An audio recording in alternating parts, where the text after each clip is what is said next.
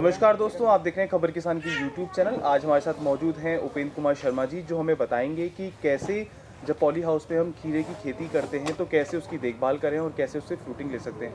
बहुत बहुत स्वागत है सर आपका।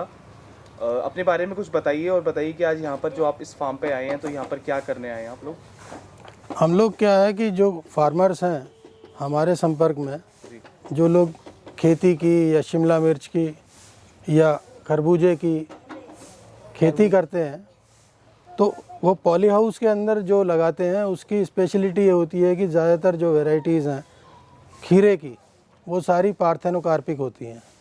पार्थेनोकार्पिक का मतलब ये है कि उसमें आपको पॉलिनेशन की ज़रूरत बिल्कुल भी नहीं होती, और ये जब पॉलिनेशन की ज़रूरत नहीं होती है तो ये प्लांट ग्रो करने के बाद में साइड शूट अपनी छोड़ता है। तो इन साइड शूट्स को हम सबको हटा देते हैं। हम जितनी भी नोड्स के ऊपर ये नोड होती है, इस नोड के ऊपर जितना भी फ्रूट आएगा उसको लेने की कोशिश करते हैं। और जितनी ये साइड शूट्स हैं, जैसे ये साइड शूट है, ये है, जैसा कि आप नीचे से देख पा रहे हैं, ये मेन ब्रांच है इसकी और ये साइड शूट्स है जी। तो अपन क्या करेंगे, इस साइड शूट्स को रिमूव करते जाएंगे, इनको यहाँ से कट करते जाएंगे जी। ये देखिए, ये साइड शूट है, ये फ्रूट है, ये साइड शूट्स है, इसको अपन यहाँ से कट कर देंगे। अच्छा, ये बताइए कि इसको काटना क्यों ज़रूरी होता है, कि क्या फ़र्क पड़ता है अगर इसको ना काटें और ऐसी अगर इसे नहीं काटेंगे तो प्लांट के ऊपर ज़रूरत से ज़्यादा भार आ जाएगा। अच्छा, हाँ, जब वो एक्स्ट्रा लोड करेगा तो प्लांट की ग्रोथ पे भी फ़र्क पड़ेगा, और दूसरा जो फ्रूट की जो क्वालिटी है, उसका जो बल्जिंग है, उस पर भी इम्पैक्ट आता है। क्या लगता है जब आप पॉली हाउस वाले किसानों को देखते हैं, क्योंकि अक्सर लोग इस टेक्नोलॉजी को अपना तो रहे हैं, लेकिन मैं खुद अपना अनुभव देखूं और कई लोगों से मैं मिला हूं, सब लोग ये कहते हैं कि वो हमें तो पॉली हाउस लगा के फ़ायदा नहीं हुआ। बहुत कम ही लोग ऐसे हैं, तो क्या कहीं ना कहीं वो ऐसी समस्याओं का वो सामना करते हैं या उनको सही गाइडेंस नहीं मिल पाता, जैसे कि आप बता रहे हैं? बिल्कुल समस्या का सामना करना पड़ता है, क्योंकि ये जो खेती है, इवन मैं तो ये कहूँगा कि जितनी ओपन की भी खेती है वो भी प्योरली टेक्निकल है। जब तक हम उसके अंदर उसका प्रॉपर न्यूट्रिशन मैनेजमेंट नहीं करेंगे, उसका प्रॉपर इंटीग्रेटेड पेस्ट मैनेजमेंट नहीं करेंगे, और जो सॉइल बोर्न डिजीज़ हैं जो उसमें आने वाली हैं उनका भी अरेंजमेंट हमको टाइमली करना ही होगा। तो इसीलिए होता क्या है कि जब इस चीज़ की जानकारी किसान को नहीं होती है तो वो जिस जगह पे भी चूक जाता है वहाँ पे उसको वो नुकसान उठाना पड़ता है। तो आप क्या मान के चलते हैं, जैसे कि आप बता रहे हैं कि ये जो पूरा पॉली हाउस है ये आपकी देख रेख में फल फूल रहा है, तो आप क्या एक्सपेक्ट करते हैं, आपके अकॉर्डिंग ये सब चीज़ें फ्रूटिंग होने वाली है इसमें, और लगभग कितने दिन? हाँ, अभी तो बिल्कुल फर्स्ट क्लास चल रहा है ये। अच्छा, लगभग कितना एकड़ का है ये पूरा फार्म? ये लगभग 3000 स्क्वायर मीटर है। और इसमें कितनी सीजन में कितनी फ्रूटिंग्स हो जाएगी इसमें?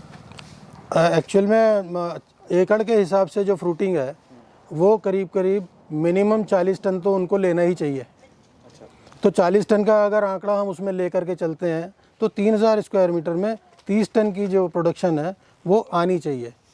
किसी भी कारण से या तो कोई डिजीज़ का इम्पैक्ट ज़्यादा आ गया, या तो उसको प्रॉपर मेंटेन नहीं कर पाए, या प्रॉपर ब्रांच कटिंग नहीं कर पाए, या प्रॉपर जो इसके फ्रूट्स की थिनिंग होती है वो नहीं कर पाए, तो उसकी वजह से जो किसान को नुकसान उठाना पड़ता है, उसकी वजह से पैदा घटती है ना कि बढ़ती है। अच्छा, ये तो बात रही पॉली हाउस की, लेकिन जब यही खेती, टमाटर की खेती या ऐसी बेलदार फसल जब हम अपने खुले आसमान के नीचे खेतों में करते हैं तो उसकी प्रोडक्शन और उसकी प्रोडक्शन में लगभग कितने गुना का अंतर आता है? देखिए भाई साहब, जो अलग अलग वैरायटीज़ हैं उनकी अलग अलग पोटेंशियल यील्ड होती है।